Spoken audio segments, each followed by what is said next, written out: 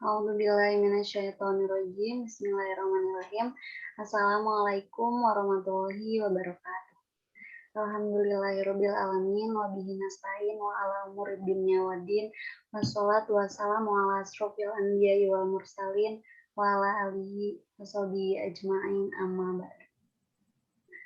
Baiklah, pada kesempatan kali ini izinkan saya Aida Fitria dan teman saya Alfi Ashrafil Ahdi yang akan mempresentasikan hasil diskusi kami yang berjudul Kebijakan Fiskal dalam Perspektif Ekonomi Islam.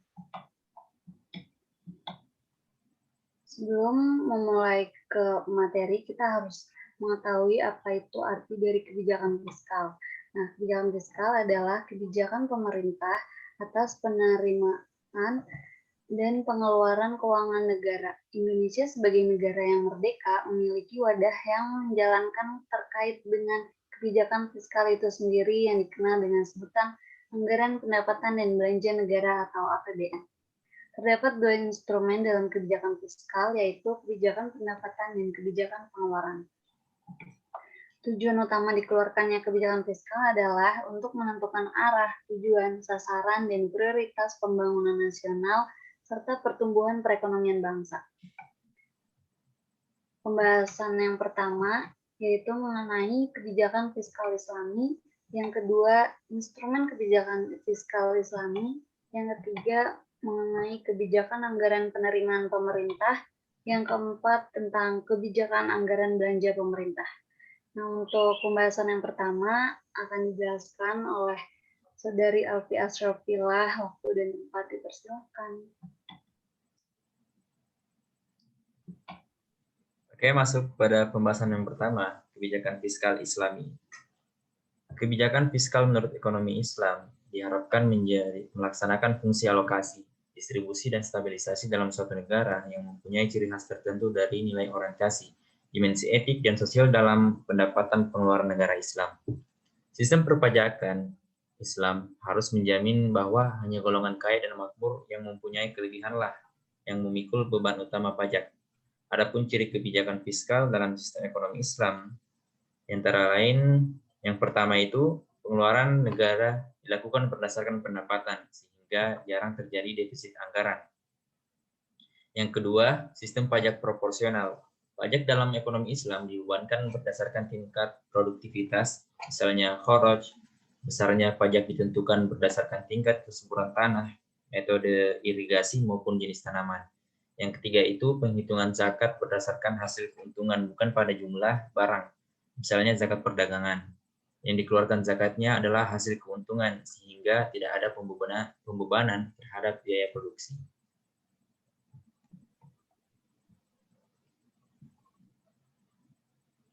Pada masa kenabian hingga masa kekhalifahan, kaum muslimin cukup berpengalaman dalam menerapkan beberapa instrumen sebagai kebijakan fiskal yang diselenggarakan pada lembaga Baitul Mal. Sejarah Islam telah mencatat bagaimana perkembangan peran kebijakan fiskal dalam sistem ekonomi Islam, mulai dari zaman awal Islam sampai kepada puncak kejayaan Islam pada zaman pertengahan. Setelah zaman pertengahan, seiring dengan kemunduran dalam pemerintahan Islam yang ada pada waktu itu, maka kebijakan fiskal Islami sedikit demi sedikit mulai ditinggalkan dan digantikan dengan kebijakan fiskal lainnya dari sistem ekonomi yang sekarang dikenal dengan sistem ekonomi konvensional. Sekedar informasi, sumber pendapatan negara pada masa Rasulullah itu hampir tidak ada. Namun, perang Badar yang terjadi di masa itu membuat negara mempunyai pendapatan dari 1/5 harta rampasan perang atau ghanimah yang disebut dengan khums. Dalam surah Al-Anfal ayat 41, Allah Subhanahu wa taala berfirman yang artinya, ketahuilah sesungguhnya apa saja yang dapat kamu peroleh sebagai rampasan perang, maka sesungguhnya 1/5 untuk Allah, Rasul, kerabat, Rasul, anak-anak yatim, orang-orang miskin, dan ibnu sabil. Jika kamu beriman kepada Allah dan kepada apa yang kami turunkan kepada hamba kami atau Muhammad di hari Furqan, yaitu di hari bertemunya dua pasukan, dan Allah Maha Kuasa atas segala sesuatu. Yang kedua itu adalah instrumen kebijakan fiskal. Instrumen kebijakan fiskal dan perspektif ekonomi Islam. Ada dua. Yang pertama itu kebijakan pendapatan yang tercermin dalam kebijakan pajak. Dan yang kedua, kebijakan belanja atau pengeluaran. Instrumen tersebut akan terlihat dalam anggaran belanja negara. Instrumen kebijakan pendapatan atau sumber penerimaan negara terdiri dari zakat, kharaj atau pajak bumi tanah, pertanian, usyur atau pajak perdagangan, bea cukai, jizyah, yaitu pajak yang dikenakan pada kalangan non-muslim, dan ghanimah, yaitu harta rampasan perang, khums, fa'i, kafarat, dan pendapatan lain yang bersumber dari usaha yang halal. Pemungutan zakat, kharaj, jizyah, dan berbagai sumber pendapatan negara lainnya itu mempunyai dasar sesuai dengan ajaran Islam, baik yang terdapat dalam Al-Quran maupun Sunnah. Dengan demikian, perintah membayar pajak-pajak tersebut dalam Islam merupakan tindakan religius yang didorong untuk menciptakan kesejahteraan kepada seluruh lapisan masyarakat, baik Muslim maupun non-Muslim. Kemudian, dalam sejarah Islam, kebijakan fiskal menempati posisi strategis dalam rangka membangun tata kelola keuangan negara dengan terencana dan terarah. Darmawan Azwar Karim dalam bukunya Sejarah Pemikiran Ekonomi Islam menyebutkan bahwa paling tidak instrumen kebijakan fiskal yang terekam di awal pemerintahan Islam itu ada 4, yaitu yang pertama peningkatan pendapatan nasional dan tingkat partisipasi kerja. Sebagai pemimpin, Rasulullah Shallallahu Alaihi Wasallam telah mengantongi langkah-langkah perencanaan untuk memulai intensifikasi pembangunan masyarakat. Ukhuwah Islamiyah, persaudaraan sesama Muslim antar golongan Muhajirin dan golongan Ansor, dijadikan kunci oleh Rasulullah untuk meningkatkan pendapatan nasional. Hal ini menyebabkan terjadinya distribusi pendapatan yang berimplikasi pada peningkatan penerimaan total di Madinah. Selain itu, persaudaraan ini berdampak positif terhadap terjadinya tersedianya lapangan kerja, terutama bagi kaum muhajirin. Yang kedua itu kebijakan pajak. Penerapan kebijakan pajak yang dilakukan Rasulullah seperti kharaj, jizyah, khums, dan zakat menyebabkan terciptanya kestabilan harga dan mengurangi tingkat inflasi. Pajak ini, khususnya permintaan penawaran agregat, khususnya khums, mendorong stabilitas pendapatan lain dan produksi total pada saat terjadi stagnasi dan penurunan permintaan dan penawaran agregat. Kebijakan ini juga tidak menyebabkan penurunan harga ataupun jumlah produksi. Yang ketiga itu adalah anggaran. Dalam menyusun anggaran, selalu diprioritaskan untuk pembelanjaan yang mengarah pada kepentingan umum, seperti pembangunan infrastruktur, sehingga pada gilirannya menciptakan pertumbuhan dan pemerataan ekonomi masyarakat. Dengan demikian, nampak pada zaman Rasulullah, pengaturan APBN dilakukan secara cermat, efektif, dan efisien, menyebabkan jarang terjadinya defisit anggaran meskipun sering terjadi peperangan. Yang keempat itu kebijakan fiskal khusus. Dalam menerapkan kebijakan fiskal secara khusus, Rasulullah melakukannya dengan berlandaskan dengan persaudaraan. Adapun instrumen kebijakan yang diterapkan yaitu yang pertama, memberikan bantuan secara sukarela untuk memenuhi kebutuhan kaum muslimin yang kekurangan. Yang kedua, meminjam peralatan dari kaum non-muslim secara cuma-cuma dengan jaminan pengembalian dana ganti rugi bila terjadi kerusakan. Dan yang ketiga itu meminjam uang tertentu dan diberikan kepada mu'alaf. Yang keempat, menerapkan kebijakan insentif untuk menjaga pengeluaran dan meningkatkan partisipasi kerja dan produksi kaum muslimin. Selanjutnya itu ada kebijakan anggaran penerimaan pemerintah yang selanjutnya akan dijelaskan oleh Aida Fitriah. Waktu dan tempat, persilahkan.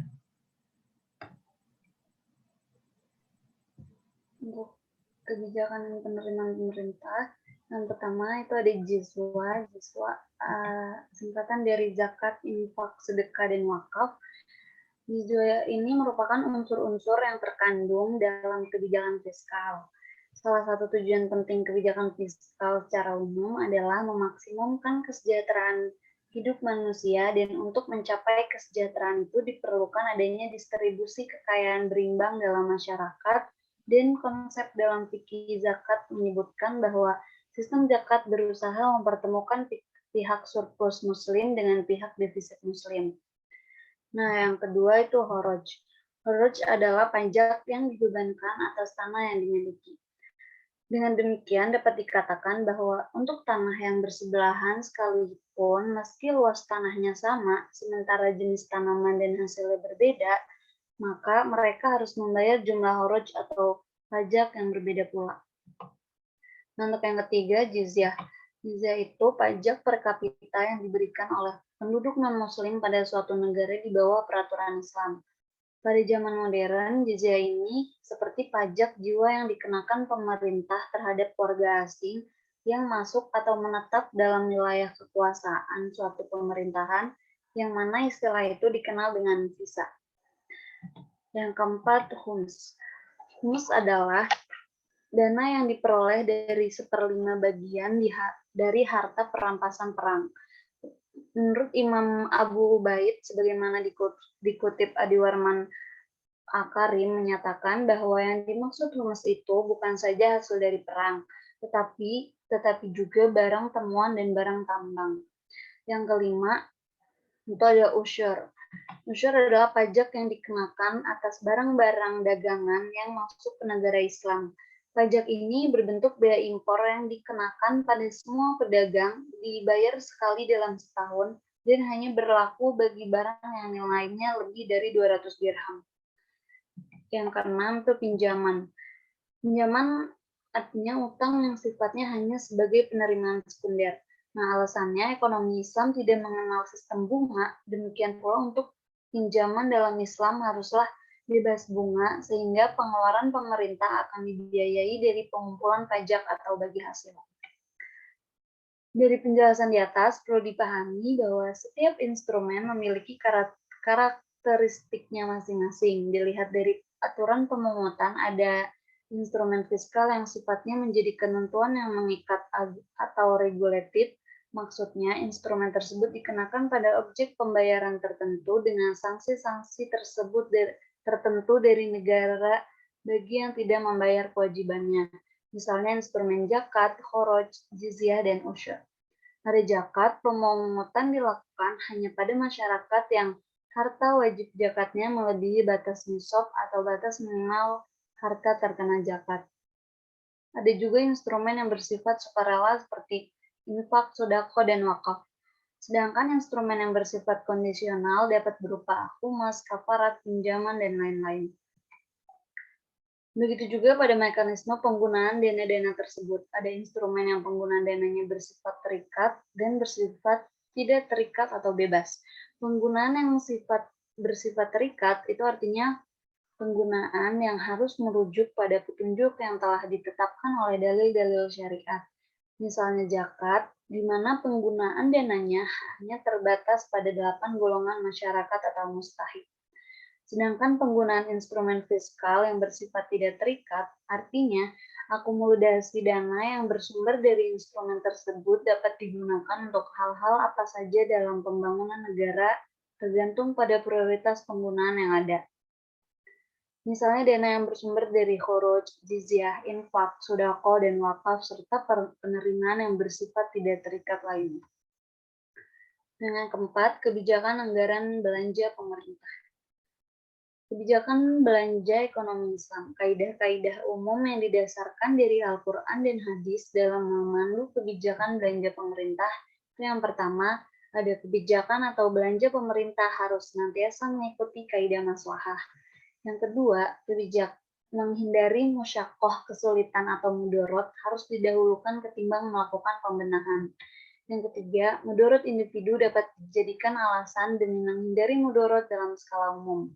Yang keempat, pengorbanan individu dapat dilakukan dan kepentingan individu dapat dikorbankan demi menghindari kerugian dan pengorbanan dalam skala umum. Selanjutnya, kaidah al-ghairu bil ghunmi, yaitu kaidah yang menyatakan bahwa ingin mendapatkan manfaat harus siap menanggung beban atau Yang ingin untung harus siap menanggung kerugian. Yang terakhir, al-kaidah malayati mu'al wajib ala bihi fuqaha wajib, yaitu kaidah yang menyatakan bahwa sesuatu hal wajib ditegakkan dan tanpa ditunjang oleh faktor penunjang tersebut wajib hukumnya, seperti memberi makan untuk anak yatim. Anggaran belanja berimbang itu anggaran belanja pemerintah biasanya selalu disesuaikan dengan keadaan ekonomi pada masa tertentu. Pada dasarnya, pemerintah haruslah berbelanja sesuai dengan pendapatannya. Kalau anggaran belanja surplus, itu apabila tingkat perekonomian baik, kesempatan kerja penuh tercapai, kenaikan harga seimbang, belanja negara dapat dihemat sehingga pemerintah dapat melakukan saving terhadap pendapatannya. Di masa Nabi, kebijakan anggaran masih sangat sederhana dan tidak serumit sistem anggaran modern pada saat ini. Hal ini sebagian karena telah berubah adanya sosioekonomik secara fundamental dan sebagian lagi karena negara Islam yang didirikannya juga dilaksanakan oleh Rasulullah SAW. Negara yang menganut demokrasi biasanya membuat anggaran belanja negara secara umum tiap tahunnya.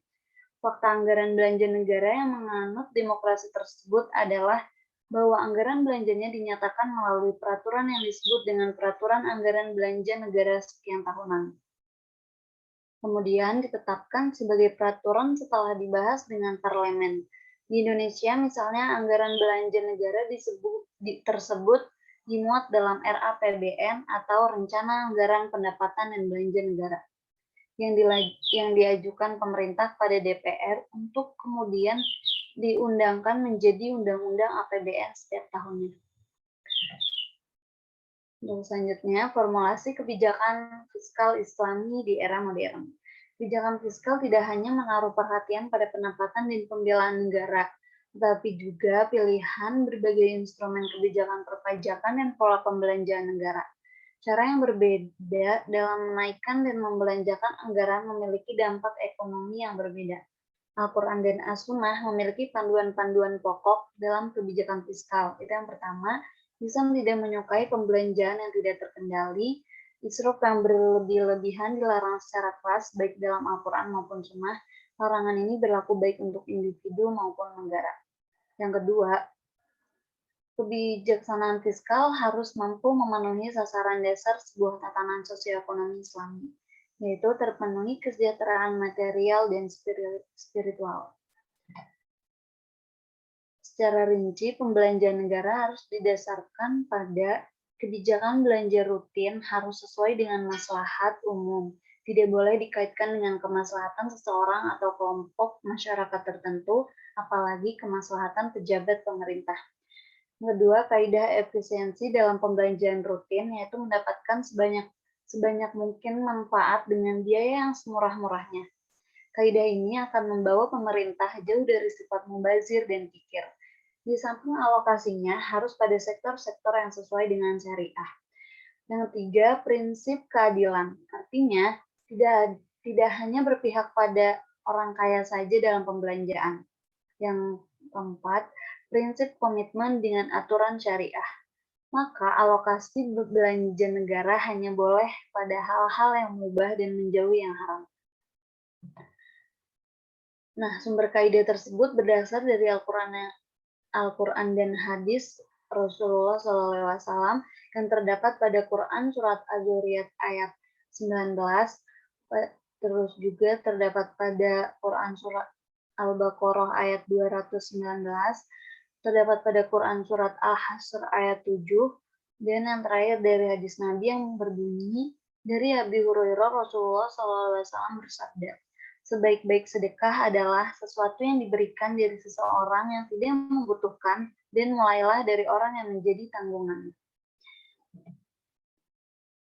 Nah, kebijakan belanja umum pemerintah dalam sistem ekonomi Islam dapat dibagi menjadi 3 bagian, yaitu yang pertama, belanja kebutuhan operasional pemerintah yang rutin, yang kedua, belanja umum yang dapat dilakukan pemerintah apabila sumber dananya tersedia, yang terakhir, belanja umum yang berkaitan dengan proyek yang disepakati oleh masyarakat berikut sistem pendanaannya.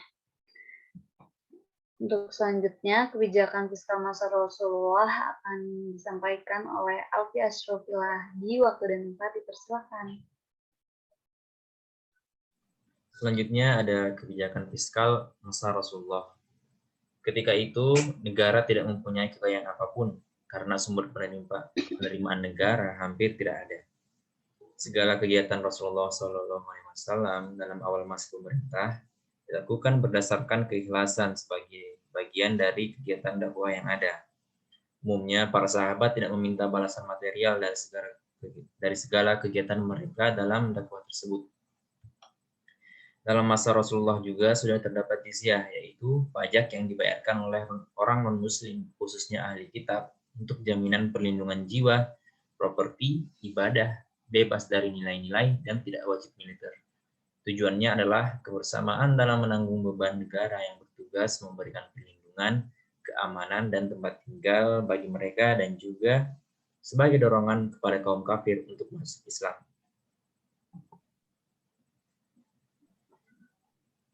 Kemudian ada kebijakan fiskal masa sahabat.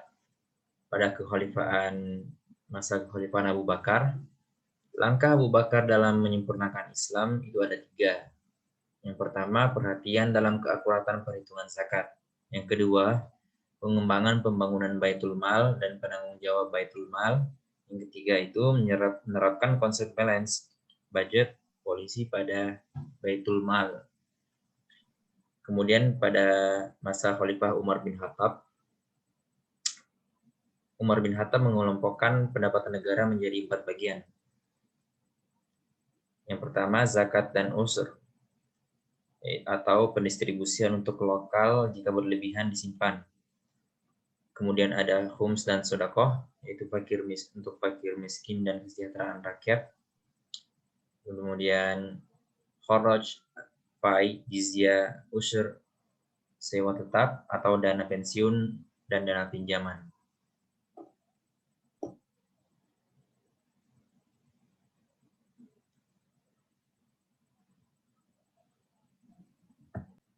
Kemudian pada masa kekhalifahan Utsman bin Affan, di antara lain kebijakan yang dilakukan Utsman itu, yang pertama pembangunan pengairan, kemudian yang kedua pembentukan organisasi kepolisian untuk menjaga keamanan perdagangan, yang ketiga itu pembangunan gedung pengadilan guna penegakan hukum, yang keempat kebijakan pembagian lahan luas milik Raja Persia kepada individu dan hasilnya mengalami peningkatan bila dibandingkan pada masa Umar dari 9 juta menjadi 50 juta dirham.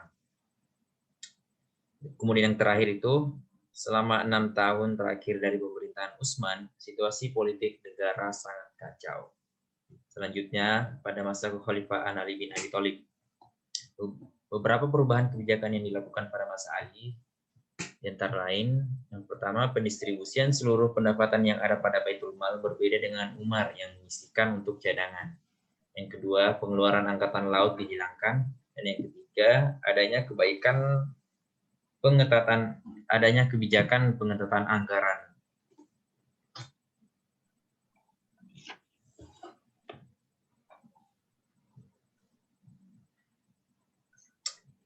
Kemudian kesimpulan dari diskusi yang kami lakukan, kebijakan fiskal Islam, konsepnya itu kesejahteraan yang luas meliputi kehidupan di dunia dan akhirat serta peningkatan spiritual lebih ditekankan daripada pemilikan materi.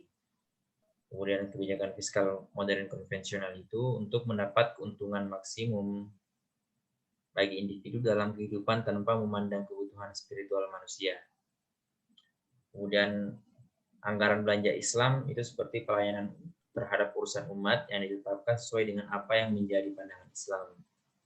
Dan untuk anggaran belanja modern itu lebih menekankan pada suatu campuran rumit antara rencana dan proyek. Baiklah, cukup sekian dari kami. Lebihnya mohon maaf. Billahi taufik walhidayah, waridha walinayah. Assalamualaikum warahmatullahi wabarakatuh.